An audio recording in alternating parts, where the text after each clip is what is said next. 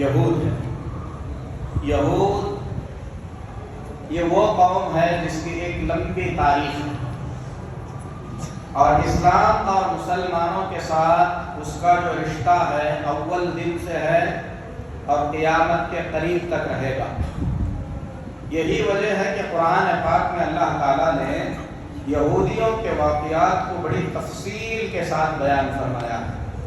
سب سے پہلے آپ کو یہ معلوم ہونا چاہیے، جیسا کہ ہم نے خطبے میں بھی ذکر کیا، تورات میں نبی صلی اللہ علیہ وسلم کی آمد کے بارے میں پڑھ کر یہود ایسی بستیاں جو مدینے کے مشابہ ہیں، یعنی مدینے جیسی ہیں، جہاں پر پتھریلا علاقہ ہو، کھجور کے باغات ہوں، ایسی جگہوں کو تلاش کر کے کئی جگہ پر جا کر یہود بسے ہوئے تھے۔ کیا سوچ کر بسے ہوئے تھے؟ کہ وہ آخری نبی آئیں گے تو ہم ان کے ساتھ مل کر اسلام قبول کریں گے، ان کی اتباع کریں گے۔ قرآن میں اللہ تعالیٰ اس کا ذکر بھی کیا ہے کہ جو امی تھے، جو ان پڑھ لوگ تھے مدینے کے، ان لوگوں کو دھمکیاں دیتے تھے کہ آخری زمانے میں وہ پیغمبر آئیں گے، ان سے مل کر ہم تم کو جو ہے عاد اور سمود کی طرح تمہاری تباہی کر دیں گے، ایسی دھمکیاں دیتے تھے۔ تو آ کر بنو قریظہ، بنو نذیر، بنو قینقاع، یہ تین یہودیوں کے بڑے قبیلے مدینے کے اطراف میں بسے ہوئے تھے۔ جب اللہ کے نبی صلی اللہ علیہ وسلم مدینہ ہجرت کر کے آئے تو آنے کے بعد اللہ کے نبی صلی اللہ علیہ وسلم کا یہودیوں کے ساتھ یہ معاہدہ طے ہوا کہ مدینہ سب کی بستی ہے، سب رہیں گے، باہر کا کوئی بھی دشمن مدینے پر حملہ کرے گا تو ایسی صورت میں سب مل کر مدینے کا کیا کریں گے؟ دفاع کریں گے۔ بدر کی جنگ ہوئی، مدینے میں نہیں ہوئی۔ مکہ کے لوگوں سے نبی صلی اللہ علیہ وسلم کے تعلقات پہلے ہی سے خراب تھے، مکہ والوں نے نکالا تھا۔ بدر کی جنگ مکہ کے لوگوں اور نبی صلی اللہ علیہ وسلم کے بیچ ہوئی، یہودیوں کا اس میں کوئی دخل نہیں تھا۔ پھر احد کی جنگ ہوئی، احد کی جنگ میں مسلمان خود لڑنے کے لیے گئے، لیکن خندق کی جو جنگ ہوئی اس میں یہودیوں کا بہت بڑا کردار تھا۔ یہودیوں نے مشرکین کے بہت سارے قبیلوں کو مسلمانوں کے خلاف ڈلایا۔ 13,000 کا لشکر آ کر مدینے کو گھیر لیا، اور یہ سوچ کر آئے تھے وہ لوگ کہ مسلمانوں کو پورے طور پر صفِ ہستی سے مٹا دیں گے۔ تو جو یہودی تھے معاہدے کے حساب سے ان کو کیا کرنا تھا؟ مسلمانوں کی مدد کرنی چاہیے تھی۔ مدینہ تین طرف سے محفوظ تھا، کیونکہ بڑے بڑے پہاڑات ہیں اور ایک طرف پورے نوکیلے پتھر ہیں، وہاں سے دشمن آ نہیں سکتا۔ جہاں سے دشمن کے آنے کی گنجائش تھی وہاں پر خندق کھود دی گئی تھی، اور وہ جنگ اللہ کے نبی صلی اللہ علیہ وسلم کے غزوات میں سب سے زیادہ ڈراؤنی، بھیانک اور پریشانیوں سے بھرا ہوا غزوہ ہے، غزوہ احزاب۔ اللہ تعالیٰ نے سورۃ الاحزاب سورہ ہی نازل کیا ہے، اس میں وہ اس غزوے میں ہونے والے بھیانک مناظر بیان کیے گئے ہیں۔ ایک تو بھوک، دوسرا دشمن کا خوف، مسلمانوں کے پاس کھانے کے لیے کچھ بھی نہیں، سخت ٹھنڈی کا زمانہ۔ ایسے وقت میں حضرت سلمان فارسی رضی اللہ تعالیٰ عنہ کے مشورے پر خندق کھودی گئی۔ خندق کھود کر مسلمان محفوظ ہو گئے۔ تو جو بنو نذیر تھا، یہودیوں کی جو بستی تھی، انہوں نے مدینے والوں کے ساتھ غداری کرنے کا ارادہ کر لیا۔ مشرکین مکہ کو انہوں نے کہا کہ ہم تم کو اندر جانے کا موقع دیں گے۔ اللہ کے نبی صلی اللہ علیہ وسلم پریشان ہو گئے، صحابہ پریشان ہو گئے۔ اگر وہ اندر آنے کا موقع دیے، پورے مدینے میں مسلمانوں کی تعداد چھوٹے بڑوں کے ملا کر 3,000 سے زیادہ کی نہیں ہے، اور دشمن 13,000 سے زیادہ، اور مسلمانوں کی حالت ایسی ہے ایک ایک لقمے کے لیے پریشان ہیں۔ اس واقعے کو پڑھیے، سیرت کی کسی کتاب سے آپ کو پتہ چلے گا کہ کتنی پریشانیاں اٹھائی گئی ہوں۔ ایسے وقت میں اللہ کے نبی صلی اللہ علیہ وسلم پریشان، صحابہ پریشان۔ ایک صحابی آئے، حضرت نعیم بن مسعود رضی اللہ تعالیٰ عنہ، قبیلہ غطفان سے تھے۔ قبیلہ غطفان ان قبیلوں میں سے ہے جو مل کر مدینے والوں کو ختم کرنے کے لیے آئے تھے، اور یہ مسلمان ہوئے ہیں، یہ ان قبیلے والوں کو بھی معلوم نہیں تھا۔ آ کر اللہ کے نبی صلی اللہ علیہ وسلم سے بولے، اے اللہ کے نبی صلی اللہ علیہ وسلم، میں اسلام قبول کر چکا ہوں، میرے لائق کوئی خدمت ہو تو بتائیے۔ نبی صلی اللہ علیہ وسلم نے فرمایا، تم ایک آدمی ہو، کیا کر سکتے ہو؟ اگر کسی طریقے سے یہودیوں اور مشرکین کے بیچ میں تفرقہ ڈالنے کا کوئی کام کر سکو تو یہ بہتر ہوگا، کیونکہ جنگ دھوکہ دے کر ہی کی جاتی ہے۔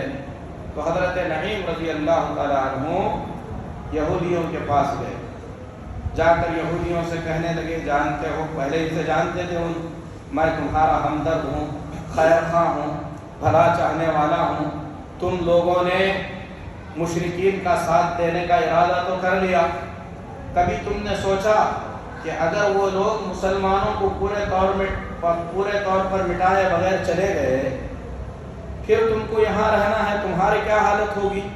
کہا یہ تو ہم نے سوچا نہیں، کیا کریں؟ کہا کہ ایسے کرو، جا کر ہمارے قبیلے کے اور باقی قبائل جو مکے سے آئے ہیں ان لوگوں سے کہنا کہ تمہارے کچھ بڑے لوگوں کو ہمارے حوالے کرو، ہم اپنے پاس رکھیں گے، جب جنگ پوری طور پر ختم ہو جائے گی ہم ان لوگوں کو تمہارے حوالے کر دیں گے، کیونکہ تم لوگ اگر آدھے بیچ میں چھوڑ کر چلے گئے تو ہم یہاں پر پھر جی نہیں سکیں گے۔ لوگوں نے کہا یہ تو بڑا اچھا مشورہ ہے۔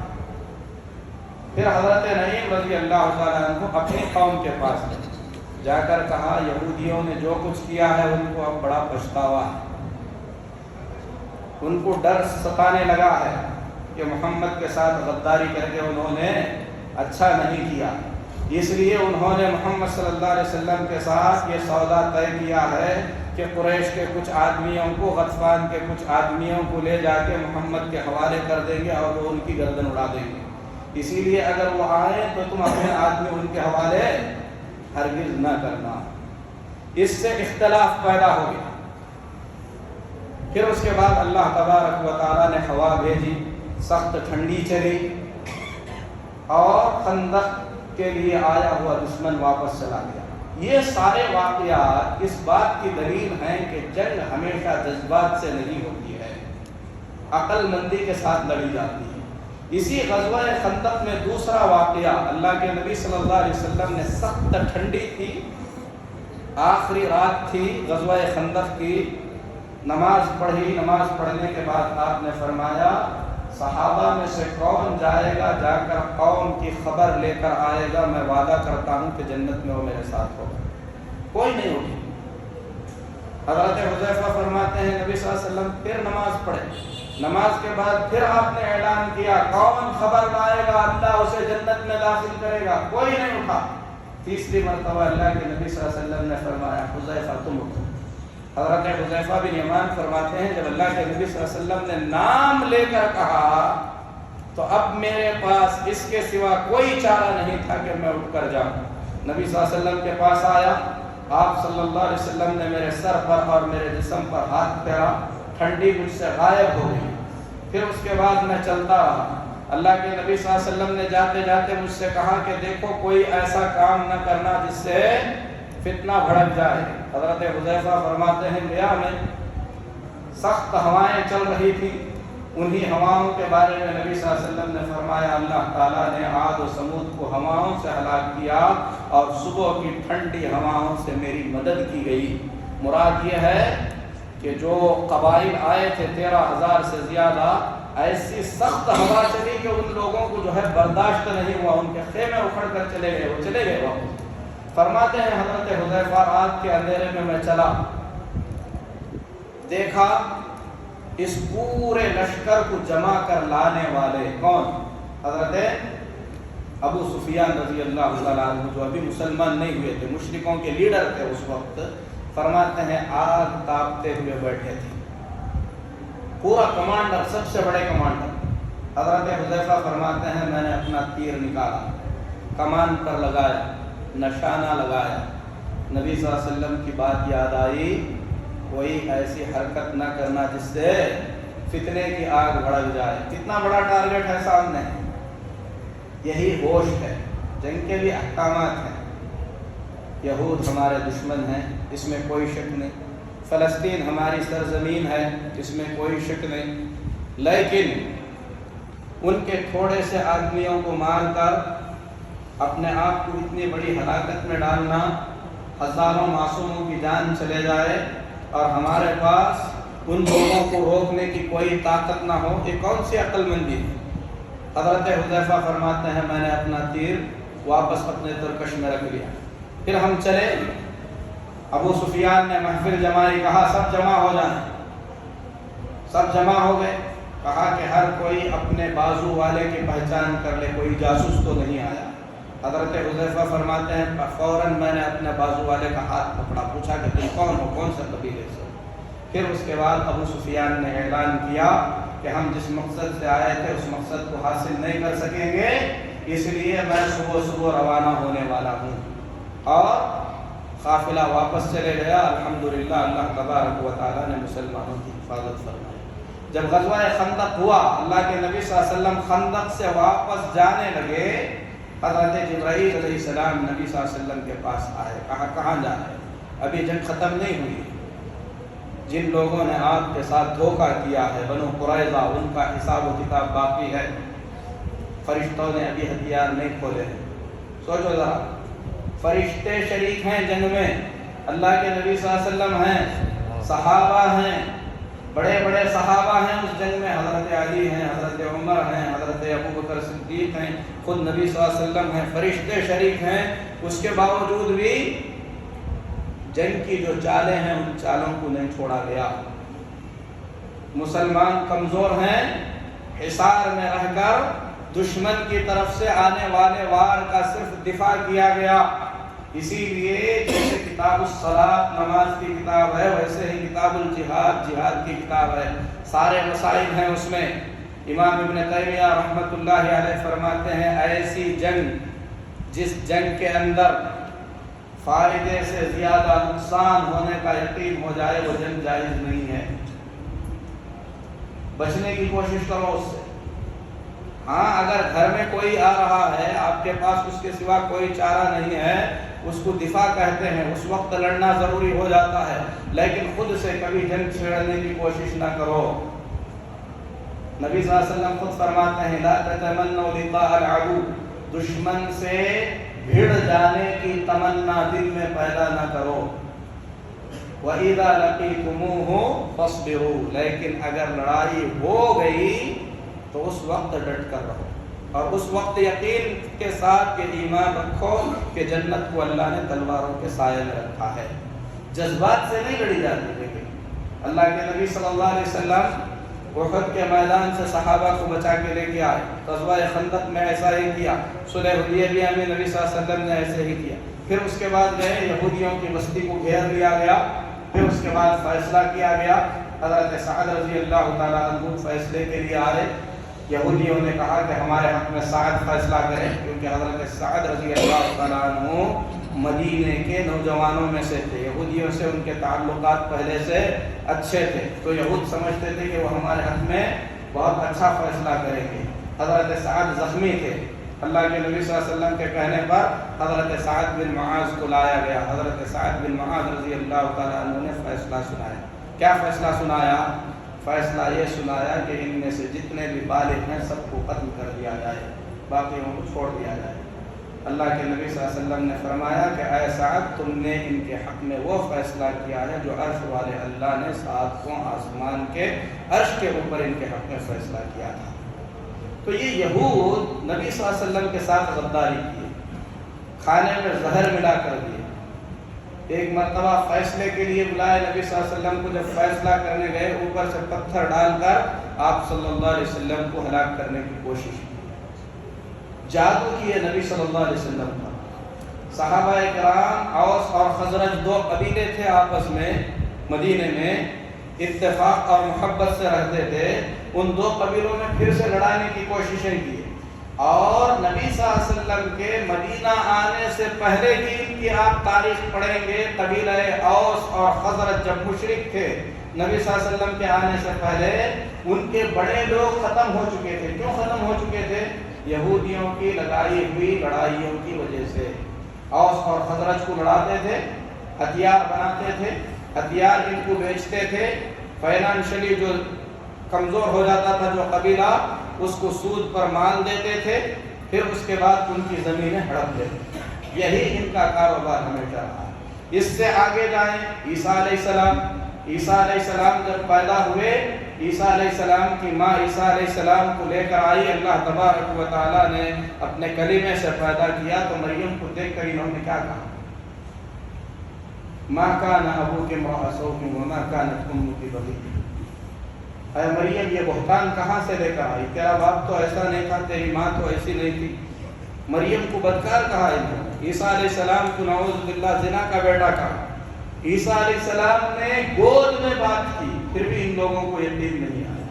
عیسیٰ علیہ السلام کو قتل کرنے کی انہوں نے کوشش کی، اس سے پہلے جائے یحییٰ علیہ السلام کو قتل کر دیا، زکریا علیہ السلام کو قتل کر دیا۔ خود اپنے نبی موسیٰ علیہ السلام ایمان لانے کے بعد انہوں نے اللہ کے نبی موسیٰ علیہ السلام کو اتنا پریشان کیا، قرآن میں اللہ فرماتا ہے لا تکونوا کالذین آذوا موسیٰ، اے ایمان والو تم اس قوم کی طرح نہ بنو جس قوم نے موسیٰ علیہ السلام کو پریشان کیا، تکلیف پہنچائی۔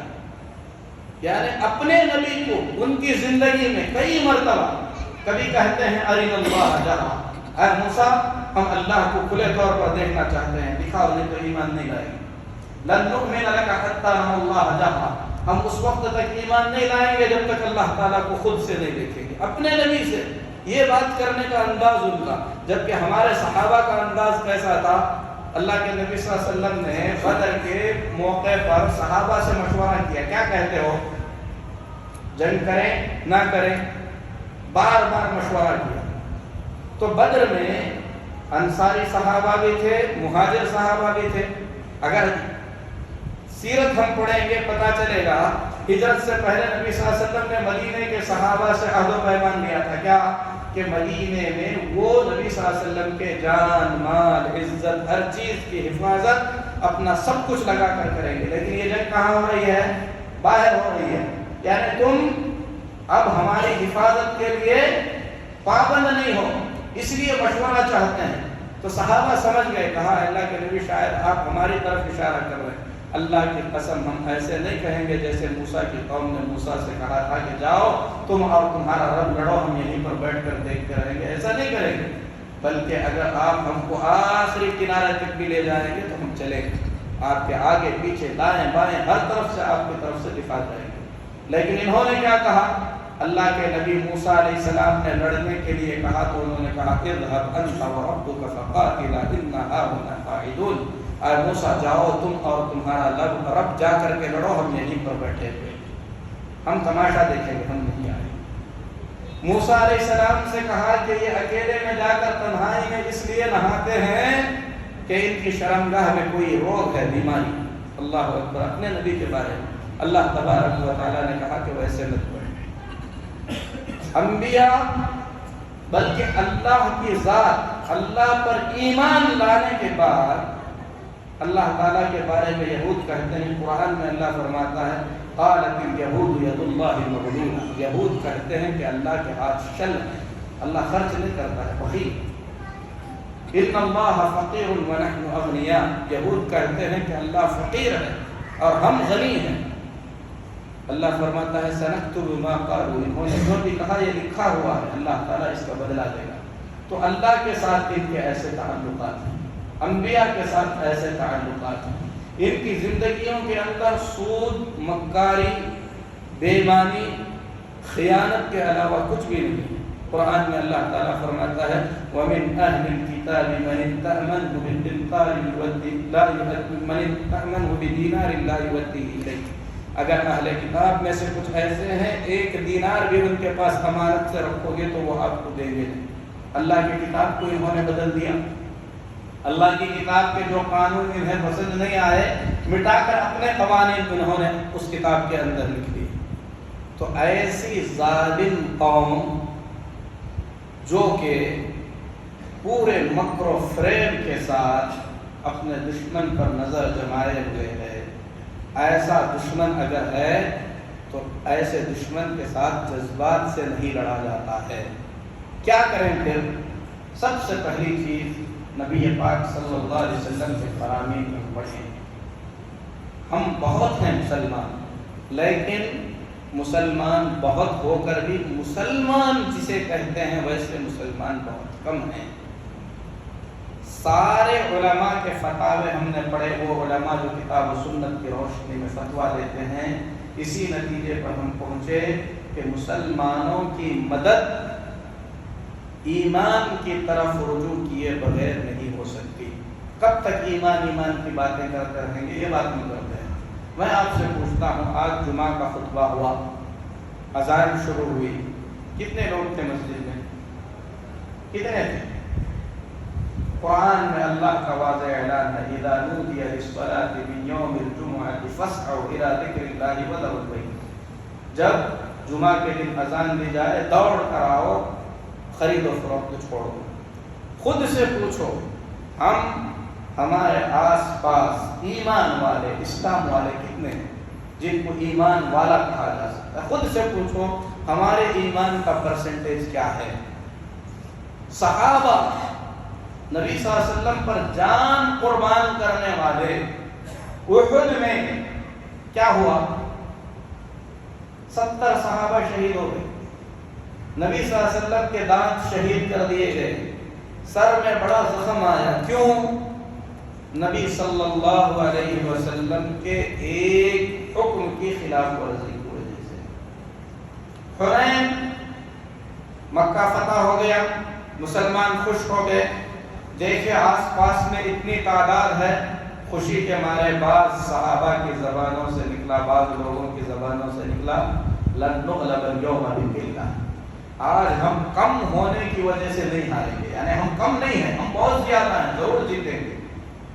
جیسے ہی میدان میں قدم رکھے دشمن حملہ آور ہو گیا، پیٹ پھیر کر بھاگنے لگے، اللہ کے نبی صلی اللہ علیہ وسلم پریشان ہو گئے، پھر نبی صلی اللہ علیہ وسلم نے سب کو جمایا۔ اللہ تبارک و تعالیٰ قرآن میں فرماتا ہے وَيَوْمَ حُنَيْنٍ إِذْ أَعْجَبَتْكُمْ كَثْرَتُكُمْ، حنین کے دن جب تم کو تمہارے زیادہ ہونے سے ذرا آ گیا تھا، یعنی عجب آ گیا تھا، خود پسندی آ گئی کہ یہ تمہارے کچھ کام نہیں آئے۔ مدد تو اللہ کی طرف سے ہوتی ہے، اللہ مدد کرتا ہے تبھی مدد ہوتی ہے، لیکن اللہ کی مدد قرآن میں واضح الفاظ میں کہا گیا ان تنصروا اللہ ینصرکم، اگر تم اللہ کی مدد کرو گے اللہ تمہاری مدد کرے گا۔ اللہ کی مدد کرو گے اس سے مراد کیا ہے؟ اہل علم نے لکھا اللہ کی مدد سے مراد اللہ کے دین کی طرف لوٹ کر آنا، اور اللہ کے نبی صلی اللہ علیہ وسلم نے فرمایا آخری زمانے میں ایسا ہوگا دشمن تم پر غالب ہو جائیں گے، اللہ تعالیٰ ذلت تم پر مسلط کر دے گا۔ ذلت مسلط کر دے گا کا مطلب کیا ہے؟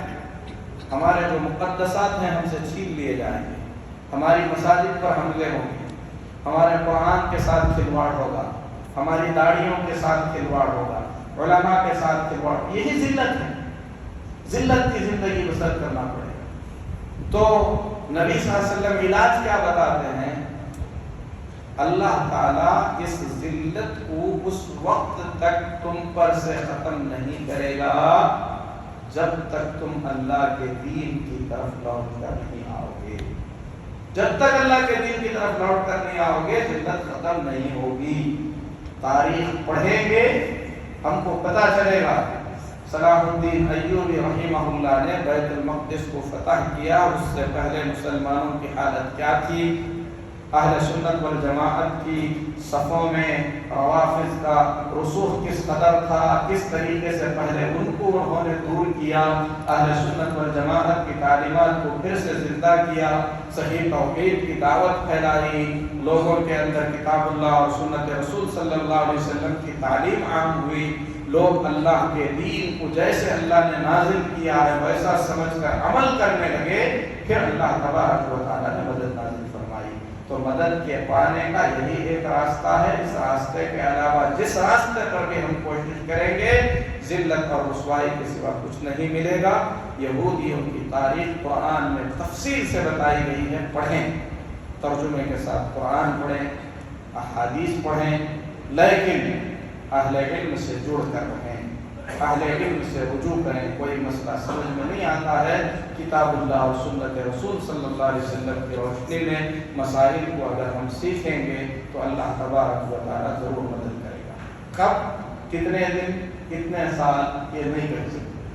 نوح علیہ السلام 950 سال تک صبر کیا.